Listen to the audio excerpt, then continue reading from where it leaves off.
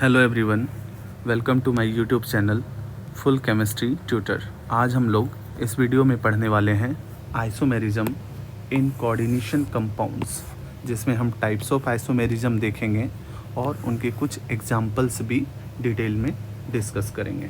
तो आज हम लोग स्टार्ट करने वाले हैं स्ट्रक्चरल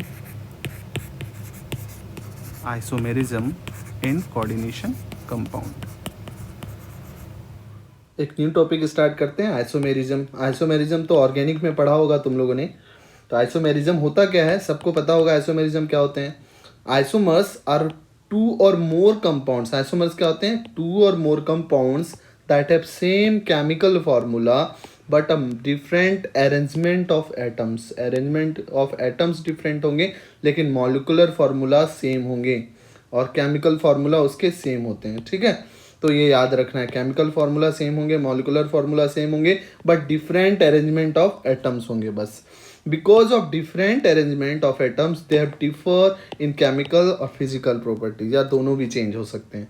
केमिकल फिजिकल प्रॉपर्टी भी चेंज हो सकते हैं, या तो सिर्फ केमिकल या तो सिर्फ फिजिकल चेंज हो सकते हैं। तो आइसोमेरिज्म, इनऑर्गेनिक आइसोमेरिज्म दो टाइप्स के होते हैं, एक structural isomerism, stereo isomerism. Organic में भी यही होता है, स्ट्रक्चरल्स एंड स्टेरियो आइसोमेरिज्म। तो स्ट्रक्चरल्स के कौन कौन से हमें यहाँ पढ़ने, स्ट्रक्चरल्स के पढ़ने हैं ionization isomerism, hydrate isomerism, linkage isomerism, coordinate position isomerism, coordinate isomerism and ligand isomerism. Coordinate isomerism या तो कोऑर्डिनेशन आइसोमेरिज्म भी लिखा हो सकता है। ठीक है, तो ये सबको हम अलग अलग से पढ़ेंगे होता क्या है। नेक्स्ट, स्टीरियो आइसोमेरिज्म में हमें क्या पढ़ना है? स्टीरियो आइसोमेरिज्म में हमें पढ़ना है geometrical isomers and optical isomerism. तो और ऑर्गेनिक में भी यही होता है, यहाँ पे भी यही दोनों पढ़ना है। ठीक है, तो अब स्ट्रक्चरल आइसोमर्स से हम स्टार्ट करते हैं। स्ट्रक्चरल आइसोमर्स क्या होता है?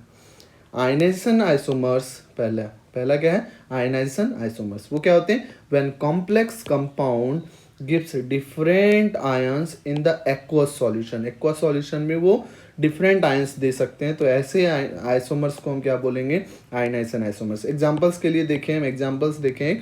कोबाल्ट का अमोनिया और सल्फेट के साथ सॉल्व, एक क्या है और कॉम्प्लेक्स कंपाउंड है। तो अगर एक्वस सॉल्यूशन में हमने डाला, एक्वस सॉल्यूशन में, तो एक्वस सॉल्यूशन में कौन कौन से आयंस दे रहे हैं? एक ये कॉम्प्लेक्स पार्ट और Br- दो आयंस दे रहे हैं। अगर हमने क्या करा कि इसके पोजीशन को इंटरचेंज कर दिया, क्योंकि देखो मॉलिकुलर फार्मूला भी तो अभी सेम ही है। अगर हमने Br को यहाँ कर दिया, SO4 को यहाँ कर दिया, SO4 को इधर और Br को इधर, तो भी मॉलिकुलर फार्मूला में चेंज नहीं आएगा, जो यहाँ है वही होगा। तो मॉलिकुलर फार्मूला सेम है, लेकिन क्या किया हमने, अगर इसको फिर हमने एक्वस सॉल्यूशन में डाला, तो एक्वस सॉल्यूशन में ये क्या, सॉल्यूशन में कौन से आयंस देंगे? एक तो रहा ये +2 आयंस कॉम्प्लेक्स पार्ट वाला, और एक आयनाइजेशन स्फीयर वाले आयंस देंगे जो काउंटर आयन होंगे। तो दोनों में जो आयंस दे रहे हैं वो डिफरेंट आयंस दे रहे हैं, तो आयनाइज होने के बाद आयंस डिफरेंट होंगे, इसलिए हम इसको क्या कहते हैं? आयनाइजेशन आइसोमर्स कहते हैं। ठीक है, एक और एग्जांपल देखते हैं। कोबाल्ट और अमोनिया ब्रोमाइड के साथ है और एक क्रोमियम के साथ है। चूंकि इसमें हम मॉलिकुलर फार्मूला ही डिफरेंट हो गया, यहाँ कोबाल्ट है यहाँ क्रोमियम है, तो ये आइसोमर्स शो नहीं करेंगे क्योंकि मॉलिकुलर फार्मूला ही सेम नहीं है इसका। तो क्या बोल रहा है कि इन isomers oxidation step of metal and coordination number of metal cations should be same. तो ऑक्सीडेशन स्टेट भी सेम होना चाहिए और जो मेटल केटाइन के कोऑर्डिनेशन नंबर हैं वो भी सेम होने चाहिए आइसोमर्स में। ठीक है, तो यहाँ पे देख भी सकते हैं इन दोनों आइसोमर्स में वो चीज़ें सेटिस्फाई हो रही है, इसलिए ये आइसोमर्स हैं, वरना नहीं होते। ठीक है, आगे बढ़ते हैं हम लोग। आगे क्या है? हाइड्रेट आइसोमर्स, या तो उसको हम सॉल्वेट आइसोमर्स भी कह सकते हैं। Hydrate for water and any other solvent के लिए हम क्या बोलेंगे? Solvate isomerism. ठीक है, तो दोनों हो सकता है। तो it occurs in those compounds in which few coordinated water molecules becomes water molecules of hydration। तो ये हाइड्रेट आइसोमर्स की बात कर रहा हूं मैं। क्या बोलता है कि कुछ ऐसे कंपाउंड्स होंगे, किस कंपाउंड्स में होंगे? जो वाटर जो कोऑर्डिनेट होगा मेटल आयंस के साथ, वो क्या बन जाए? हाइड्रेशन, हाइड्रेटेड फॉर्म में चला जाए। जैसे एग्जांपल के लिए हमने ले लिया CrCl3 6H2O, ये क्या कंपाउंड बनाएगा? CrH2 6 और Cl3। कैसे? वर्नर्स के अकॉर्डिंग हमने बनाया है, वर्नर्स के अकॉर्डिंग, है ना। तो अब क्या करें अगर एक वाटर मॉलिक्यूल्स बाहर चला जाए और एक Cl अंदर आ जाए, एक वाटर मॉलिक्यूल्स बाहर चले जाएं और एक Cl अंदर आ जाए, तो ये कंपाउंड बनेगा। तो ये जो वाटर अभी कोऑर्डिनेट था, ये वाटर जो यहाँ पे कोऑर्डिनेट था, अब वो क्या बन चुका है, हाइड्रेटेड मॉलिक्यूल्स बन चुका है, मतलब हाइड्रेशन मॉलिक्यूल्स बन चुका है ये। ठीक है, तो हम ऐसे ऐसे आइसोमर्स को, मतलब इन दोनों में अगर रिलेशन पूछा जाए तो हम क्या बोलेंगे, इन दोनों में रिलेशन क्या है, तो दोनों हाइड्रेट आइसोमेरिज्म है। उसी तरह हम नेक्स्ट में और क्या कर सकते हैं, और एक वाटर मॉलिक्यूल्स को बाहर कर दें, नेक्स्ट में और एक वाटर मॉलिक्यूल्स को बाहर कर दें, तो ये सारे जो कॉम्प्लेक्स आइसोमर्स है उसे हम हाइड्रेट आइसोमर्स बोलेंगे। ठीक है, हाइड्रेट आइसोमर्स बोलेंगे। समझ आ गया होगा। एक और क्वेश्चन करते हैं, इसमें हम अब देखो यहाँ पे वाटर तो नहीं है लेकिन अमोनिया है, तो अमोनिया के साथ सॉल्वेट आइसोमेरिज्म ये शो कर सकता है। तो हम कौन कौन से कंपाउंड बना सकते हैं, कंपाउंड बनाते हैं हमने क्या किया, एक अमोनिया को बाहर कर दिया और एक Cl को अंदर कर दिया, 5, और ये Cl बाहर, कितने Cl रह गए, 3, और एक अमोनिया। तो एक अमोनिया का ये बन गया, क्या बोल सकते हैं, सॉल्वेट आइसोमर्स। और भी क्या हो सकते हैं, और हो सकते हैं कि और अमोनिया को हम बाहर निकाल दें, तो NH3 4 कर दें, Cl2 कर दें, बाहर Cl2 और 2NH3 हो जाए।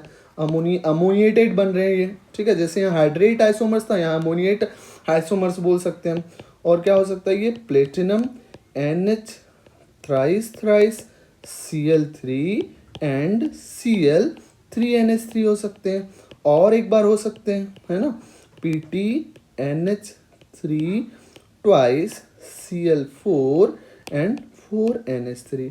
ठीक है, तो ये सॉल्वेट आइसोमर्स हम बोल देंगे, इसे क्या बोलेंगे, इसे हम बोलेंगे ये सॉल्वेट आइसोमर्स है। ठीक है, मैं लिख देता हूँ सॉल्वेट आइसोमर्स, ये सारे क्या हो जाएंगे, सॉल्वेट आइसोमर्स।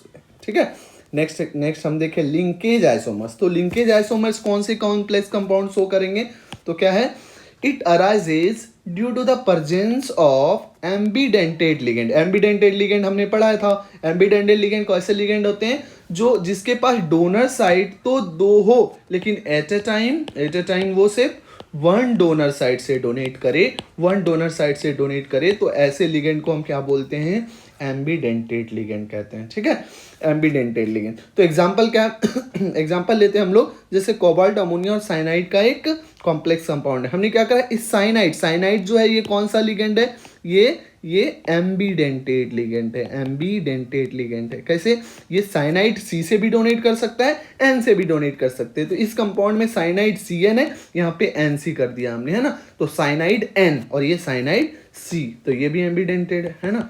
तो ये दोनों में क्या रिलेशन है, तो हम क्या बोलेंगे, ये दोनों लिंकेज आइसोमर्स शो कर रहे हैं, है ना। समझ में आ रहा है। नेक्स्ट क्या है, एक और कॉम्प्लेक्स कंपाउंड लिया, SCN कहाँ से डोनेट कर सकता है, SCN डोनेट कर सकते हैं या तो सल्फर से या तो नाइट्रोजन के लोन पेयर को वो डोनेट कर सकता है। ठीक है, तो SCN हमने क्या करा, पैलेडियम के साथ हमने एक SCN का कॉम्प्लेक्स कंपाउंड बनाया, एक NCS है और एक SCN है, मतलब एक डोनर साइड नाइट्रोजन है और एक डोनर साइड सल्फर है। तो ऐसे भी हो सकते हैं, या तो दोनों डोनर साइड नाइट्रोजन हो, तो ऐसे 3 पॉसिबिलिटीज हो सकते हैं। ठीक है, तो ये सारे 1 2 3 ये सारे कौन से आइसोमेरिज्म में आएंगे, इसको हम बोलेंगे ये लिंकेज आइसोमेरिज्म शो कर रहा है। समझ में आ रहा है। ठीक है, अब नेक्स्ट और एग्जाम्पल लें कि number of linkage isomers of complex compound. तो इस कॉम्प्लेक्स कंपाउंड का नंबर ऑफ लिंकेज आइसोमर्स कैसे हो सकते हैं, कितने हो सकते हैं, तो यहाँ पे एक SCN से जुड़ा हुआ है और ये NO2O से जुड़ा हुआ हो। ठीक है, या तो ये N से जुड़ा हुआ, NO2N से जुड़ा हुआ हो दोनों, तो दोनों सल्फर नाइट्रोजन से जुड़ा हो, दोनों नाइट्रोजन से जुड़ा हो, एक नाइट्रोजन ऑक्सीजन से जुड़ा हो, तो ऐसे पॉसिबिलिटी कितने बनते हैं, 2 × 2 की पॉसिबिलिटी बनती है, मतलब टोटल 4 पॉसिबिलिटी बनते हैं। ठीक है, तो ऐसे आइसोमर्स टोटल कितने आइसोमर्स हो जाएंगे, इसके 4। लेकिन अगर पूछा जाए कि इस कंपाउंड के कितने आइसोमर्स बन रहे हैं और, तो हम बोलेंगे क्या, 3 आइसोमर्स और बन रहे हैं। टोटल कितने हैं, तो टोटल बोलेंगे कि ये 4 होंगे, इंक्लूडेड दिस। समझ में आ रहा है। ठीक है, आगे बढ़े हम लोग, लिगेंड आइसोमेरिज्म कौन होंगे,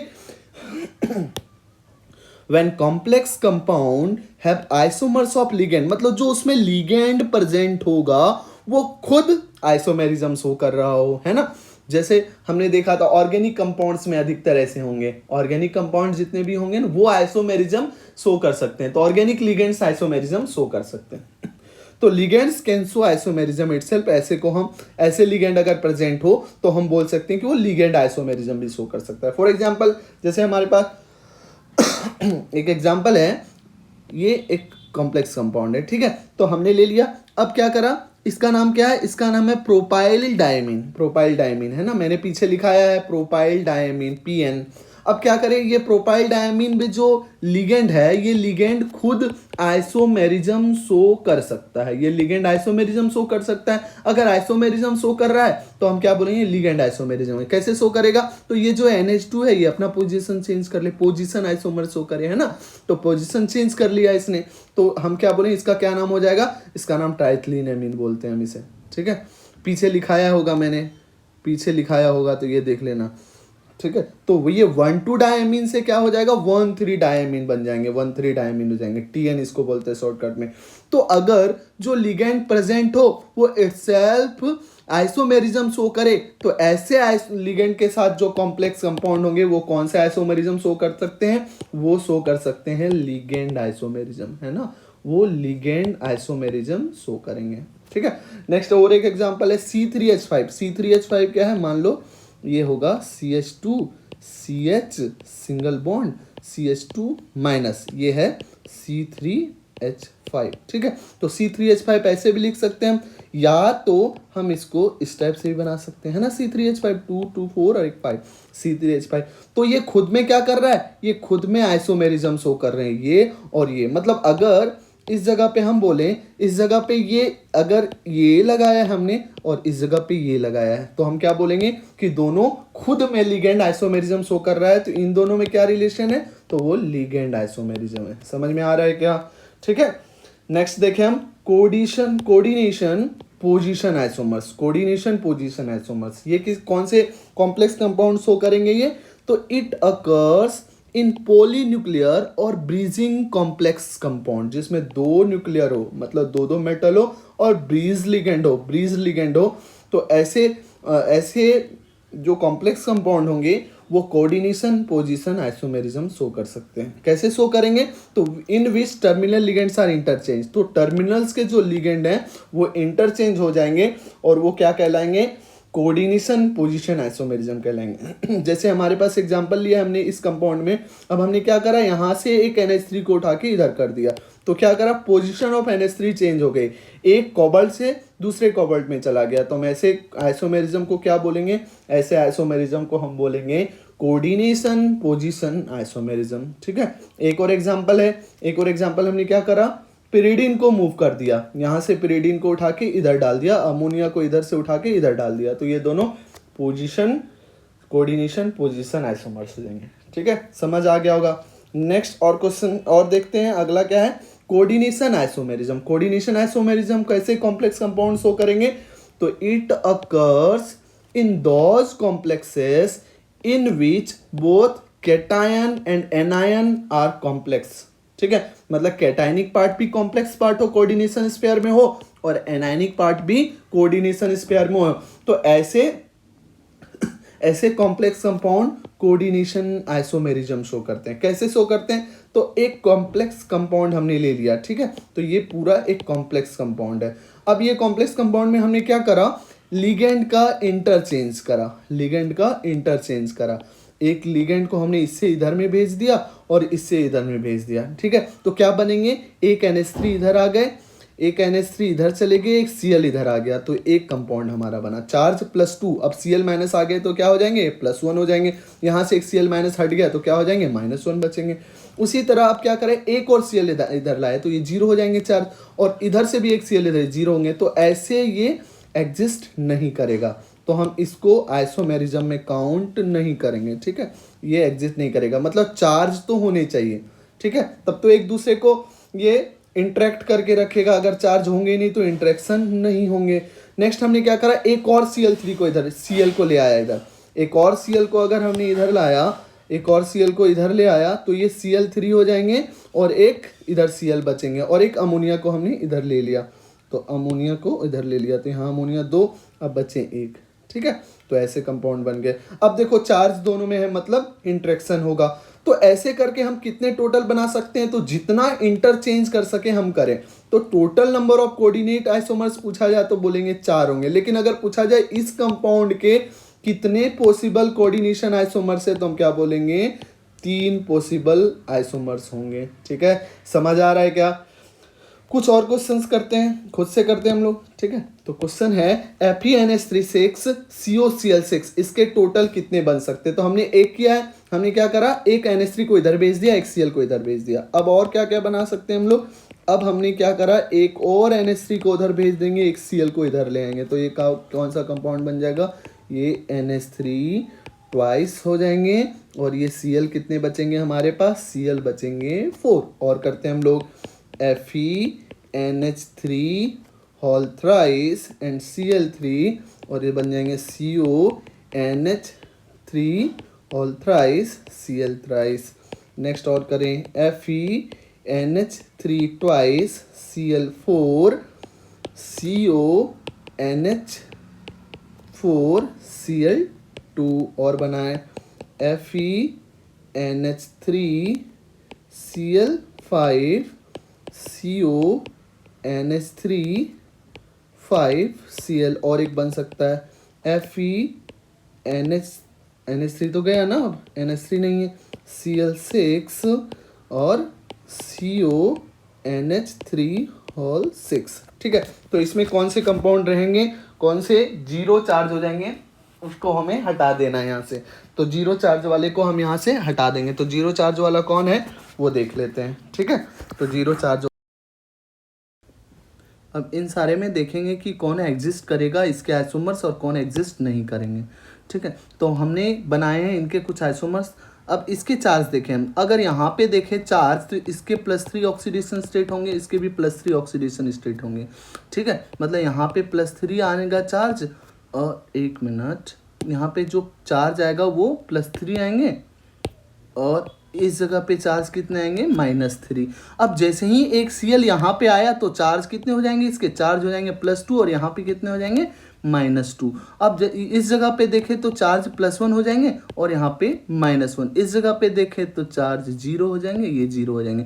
फिर से ऐसे ऐसे बढ़ता रहेगा। मतलब कौन से कंपाउंड एग्जिस्ट करेगा, ये एग्जिस्ट करेंगे, ये एग्जिस्ट करेंगे, ये नहीं करेंगे, ये करेंगे, ये करेंगे, और ये करेंगे।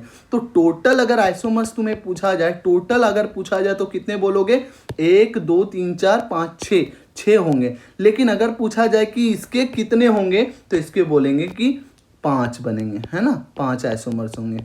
किसके, कंपाउंड के। कंपाउंड के कितने आइसोमर्स होंगे, 5 आइसोमर्स होंगे। समझ आ रहा है क्या? नेक्स्ट एग्जांपल फिर से करते हैं हम लोग। नेक्स्ट एग्जांपल क्या है, AgNH3 होल ट्वाइस और AgCN ट्वाइस। ये हमारे पास एग्जांपल है, AgNH3 whole twice, AgCN twice. Ag का चार्ज हमें पता होता है क्या होगा, यहाँ पे +1 हो जाएंगे, यहाँ पे -1 हो जाएंगे। तो क्या बन सकता है, AgNH3 हमने एक रखा यहाँ पे, और एक Cn को इधर ले आए। ठीक है, और अब क्या होगा, यहाँ पे Ag, अगर यहाँ पे एक Cn को हमने रखा और एक NH3 को इधर ले आए।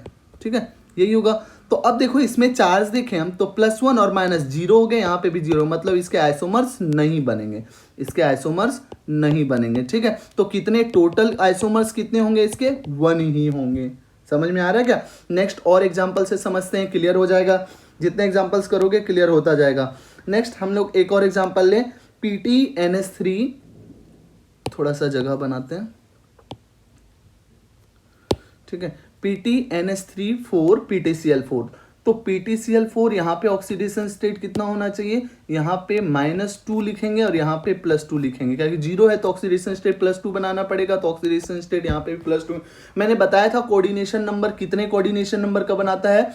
अगर 4 कोऑर्डिनेशन नंबर का बना रहा है तो प्लेटिनम के ऊपर कितना ऑक्सीडेशन स्टेट होना चाहिए, +2 ऑक्सीडेशन स्टेट होने चाहिए। अगर 6 कोऑर्डिनेशन नंबर के बना रहे हैं तो ऑक्सीडेशन स्टेट +4 होना चाहिए। ठीक है, ये वनस थ्योरी में मैंने लिखा था।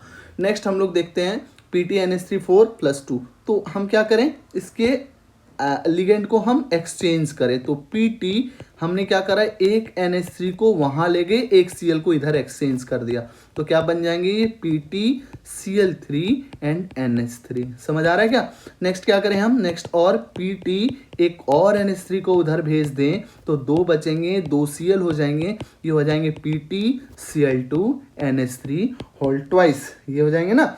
नेक्स्ट और बन रहे हैं क्या, और क्या होंगे, PTNH3 थ्राइस, और सॉरी हमें हटाना है, PTNH3 एक बचेंगे और ये Cl3 हो जाएंगे, और PT ये हो जाएंगे क्या, ये हो जाएंगे Cl1 और NH3 थ्राइस। ये तो सेम ही हो गए दोनों, ये तो हम लोगों ने बनाया भी है, ये तो बना ही लिया हमने, सेम ही तो होंगे, मतलब इतने ही तक देखना है हमें, ये नहीं देखना है। अब इसमें भी एक बनेंगे क्या, चांसेस है क्या इसके बनने के, PTCl2 वाला ये बनने के चांसेस हैं क्या, नहीं, क्योंकि चार्ज ही जीरो हो जाएगा, +2 चार्ज थे, यहाँ -2 थे, तो -2 चार्ज अगर इधर जा रहा है तो ये चार्ज घट रहा है, तो यहाँ पे जीरो हो जाएंगे, यहाँ पे भी चार्ज जीरो हो जाएंगे। तो अगर टोटल आइसोमर्स तुम्हें पूछा जाए तो टोटल पॉसिबल आइसोमर्स कितने, टोटल 2 ही हैं, 1 और 1 2। समझ में आ रहा है क्या? ठीक है, नेक्स्ट एग्जांपल और करें हम, नेक्स्ट एग्जांपल करें COEN thrice CrNO2, EN bidentate ligand है ना, बाइडेंटेट लिगेंड है, मतलब अगर हमने एक EN को यहाँ भेजा तो कितने NO2 लाने पड़ेंगे, हमें 2 लाने पड़ेंगे। कोऑर्डिनेशन नंबर चेंज नहीं करना है हमें, कोऑर्डिनेशन नंबर सेम रखना है। तो क्या बन जाएगा ये, COEN ट्वाइस होंगे और 2 NO2 को हम लोग इधर ले आएंगे, और ये बन जाएगा CrEN और NO2 4, ये बन गए। नेक्स्ट और क्या बनेंगे, COEN NO2 4 हो जाएंगे और CrEN ट्वाइस और NO2 ट्वाइस हो जाएंगे, ये होगा ना। और बनाते हैं हम CONO2 6 हो जाएंगे और CrEN थ्राइस हो जाएंगे। तो टोटल कितने पॉसिबल है, सारे पॉसिबल है, एक भी इसमें कैंसल नहीं होगा, ठीक है, सारे पॉसिबल हैं क्योंकि चार्ज बैलेंस हो रहा है। तो ये टोटल आइसोमर्स कितने हो जाएंगे इसके, टोटल आइसोमर्स इसके 4 हो जाएंगे। समझ आ रहा है क्या? नेक्स्ट आगे क्वेश्चन, आगे क्या है, चलो ये तो था स्ट्रक्चरल आइसोमर्स। एक बार देखिए फिर से, स्ट्रक्चरल आइसोमर्स में हमने क्या क्या पढ़ा, स्ट्रक्चरल आइसोमर्स में हमने पढ़ा कितने टाइप्स होते हैं, आयनाइजेशन आइसोमर्स जिसमें आयनाइजेशन स्फीयर में चेंजिंग हो जाए, ठीक है, आयन से चेंज हो जाए। सेकंड हमने पढ़ा हाइड्रेट आइसोमर्स, या तो सॉल्वेट आइसोमर्स जिसमें वाटर ऑफ हाइड्रेशन बन जाए, या तो water of molecule of solvation बन जाए। नेक्स्ट हमने पढ़ा लिंकेज आइसोमर्स, ये कैसे होता है, तो लिंकेज आइसोमर्स एम्बिडेंटेड लिगेंड के कारण होते हैं जो अपने डोनर साइट को चेंज कर दे, ठीक है। इसी में पढ़ा था हमने लिगेंड आइसोमर्स। तो लिगेंड आइसोमर्स कौन होते हैं, लिगेंड आइसोमर्स वो होते हैं जो लिगेंड कॉम्प्लेक्स कंपाउंड में लगे हुए हैं, वो खुद भी आइसोमेरिज्म शो करे। नेक्स्ट क्या है, हमने फिर देखा कोऑर्डिनेशन पोजीशन आइसोमर्स, ये कौन से कंपाउंड शो करते हैं, polynuclear of bridging complex show करते हैं जो टर्मिनल लिगेंड्स को इंटरचेंज करके शो करते हैं। नेक्स्ट क्या पढ़ा हमने, कोऑर्डिनेशन आइसोमर्स। कोऑर्डिनेशन आइसोमर्स में क्या देखा, जिसमें पॉजिटिव और नेगेटिव दोनों कॉम्प्लेक्स आयंस हों, वो सारे वैसे कॉम्प्लेक्स ये शो करते हैं। हाँ, इसमें क्या करना है, हमें लिगेंड का एक्सचेंज करना है और टोटल आइसोमर्स कितने होंगे, कितने पॉसिबिलिटी है, ये हमें निकालने थे। इसके कुछ क्वेश्चंस करे थे हमने, ये होप ये टॉपिक आप लोगों को अच्छे से समझ में आ गई होगी। नेक्स्ट ऐसी और टॉपिक्स के लिए जुड़े रहें हमारे यूट्यूब चैनल से full chemistry tutor. To subscribe, like and comment. Thank you.